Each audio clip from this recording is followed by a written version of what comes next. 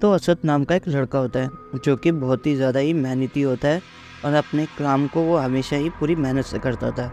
लेकिन एक दिन जब उसकी नौकरी चली गई तो वो बहुत ही ज़्यादा उदास था, क्योंकि अब उसे हर चीज़ की चिंता सता रही थी कि अगर नौकरी चली गई है तो अब मेरा क्या होगा, क्योंकि उसके घर में उसके पिताजी और उसकी बीवी थी जिनको वो पालने में बहुत मेहनत कर रहा था, उनकी हर ख्वाहिशें पूरी कर रहा था। लेकिन ये नौकरी जाने के बाद वो बहुत ही ज़्यादा निराश हो गया था। तब वो हर तरफ नौकरी ढूंढने जाता है लेकिन उसे नौकरी नहीं मिलती। कई दिन घर वालों से झूठ बोलने के बाद भी उसे नौकरी नहीं मिल रही थी। एक दिन असद अपने आप से निराश होकर एक पार्क में जा बैठता है, जिसके बाद वो वहीं पे यही सोच रहा होता है कि मैं क्या करूं, अब तो नौकरी भी नहीं मिल रही है। धीरे धीरे जैसे जैसे त्यौहार पास आते जा रहे थे, अब उसकी चिंताएं बढ़ती जा रही थी कि हर तरफ खर्चे आते जा रहे हैं और मेरे पास घर में पैसे देने के लिए कुछ भी नहीं है। जिसके बाद असद ने सोच लिया था कि मैं अपने आप को मार लूँगा। जिसके बाद जैसे ही वो नदी के ऊपर खड़े होकर जान देने ही जा रहा था, तभी उसे एक आवाज़ आती है कि ये तू क्या करने जा रहा है, मेरा हाथ पकड़ ले, मैं तेरी पूरी ज़िंदगी ही बदल दूँगा। जिसके बाद असद ने आसपास देखा तो कोई भी नहीं था। असद डर के मारे इधर से भागने लगा और जैसे ही उधर पास गया तभी वो एकदम से ज़मीन पर गिर गया और उसने देखा कि उसके बिल्कुल आंखों के सामने एक अंगूठी पड़ी हुई है। जिसके बाद जैसे उस अंगूठी को पकड़ता है तभी असद के कानों में फिर से एक आवाज़ आती है, पहन ले इसे और इसके बाद तेरी पूरी ज़िंदगी ही बदल जाएगी, जो तू चाहेगा वो तेरे कदमों में होगा। जिसके बाद असद उसकी बातें मान लेता है और उस अंगूठी को पहन लेता है और उसके बाद असद की रातों रात पूरी ज़िंदगी ही बदल जाती है।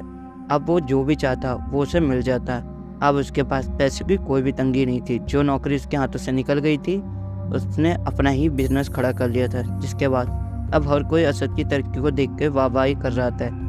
लेकिन एक दिन उसके अब्बू उससे पूछते हैं, बेटा इतना सब तुमने कैसे कर लिया? लेकिन उसने एक बहुत ही अलग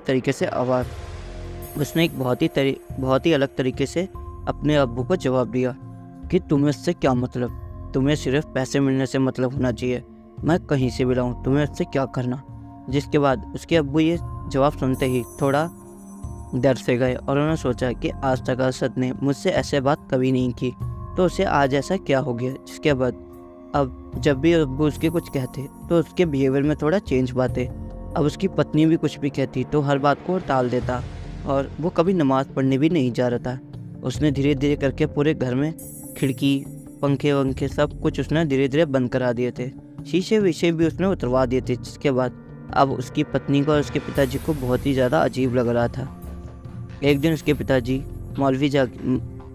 पिताजी पीर बाबा के पास जाते हैं, जहाँ पे असद के बारे में उन्हें बताते हैं कि ऐसा ऐसा वो बिहेव कर रहा है। जिसके बाद वो बाबा जैसे ही कहते हैं कि क्या तुम असद का कोई कपड़ा लेके आए हो। इसके बाद वो तभी एक पानी में भिगोते हैं और देखते हैं कि वो पूरा रुमाल लाल रंग से भर जाता है। जिसके बाद बाबा उससे कहते हैं कि असद के ऊपर किसी जिन का साया है जो कि बहुत ही ज़्यादा खतरनाक है, अगर हमने उसे जल्दी नहीं बचाया तो वो जल्दी ही असद को मार देगा। जिसके बाद वो बाबा घर जाते हैं और जैसे ही असद उन्हें देखता है वो अपने आपे से बाहर हो जाता है। जिसके बाद उन बाबा का गला पकड़ लेता है और कहता है, तुझे यहाँ किसने बुलाया और तू यहाँ करने क्या आया है। जिसके बाद वो वहाँ पे बाबा को गेट से बाहर निकल जाता है और तभी बाबा बाहर से चिल्लाते हुए कहते हैं, मेरे पास तुम आना, मैं तुम्हें बिल्कुल ठीक कर दूँगा और जो भी तुम्हारे ऊपर है मैं उसे यहाँ से भगा दूँगा। जिसके बाद उसके पिताजी समझ जाते हैं कि असद को कैसे भी करके बचाना ही होगा। अब वो धीरे धीरे करके सब कुछ करने लग जाता है। अब कुछ दिन तो असद बिल्कुल ठीक रहता है, लेकिन एक दिन फिर से वो अपने आप से बाहर हो जाता है। जिसके बाद वो बाबा के पास फिर से जाते हैं और कहते हैं, मेरे बेटे को बचा लीजिए। वो दिन प्रतिदिन उस पर हावी होता जा रहा है। जिसके बाद वो कहते हैं, कल पूर्णिमा की रात है और हम कल ही चलेंगे। जिसके बाद वो बाबा उसी दिन पहुंच जाते हैं और उसके बाद असद और उन बाबा की लड़ाई होना शुरू हो जाती है। जिसके बाद वो कहते हैं कि आज तू नहीं बचेगा। जिसके बाद बाबा उससे कहते हैं, तू इस बच्चे को छोड़ दे, आखिर इसने तेरा क्या बिगाड़ा है। तभी वो कहता है कि ये एक निराश और परेशान इंसान था, ये तो अपनी जान देने ही जा रहा था, लेकिन मैंने इसकी इच्छाएं पूरी करके इसकी जान बचाई है। मेरा तो इसे भला मानना चाहिए और मैं इसके साथ ही रहूँगा हमेशा। तभी वो कहते हैं, भला कौन सी वाली बात है, तुम आखिर में इससे कुछ ना कुछ तो लोगे ही, पर इस बच्चे की जान छोड़ दो, तुम इसके पीछे क्यों पड़े हो।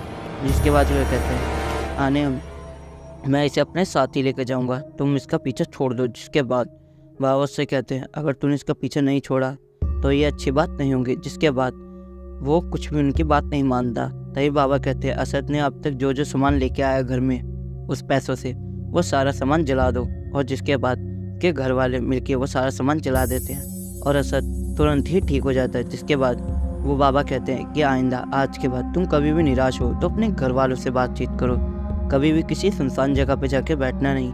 क्या पता तुम्हारे जैसे कोई और इंसान भी उसकी बलि का बकरा बन सकता है। और ऐसी बहुत सी चीज़ें होती हैं जो हमारा इंतज़ार कर रही होती हैं। जिसके बाद बाबा की बात मानते हुए असद कभी भी उस जगह पे नहीं जाता और जिसके बाद असद बिल्कुल ठीक हो जाता है।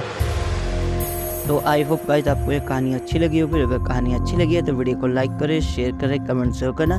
नीचे वो आपको सब्सक्राइब वाला बटन दिख रहा होगा तो सब्सक्राइब जरूर करना।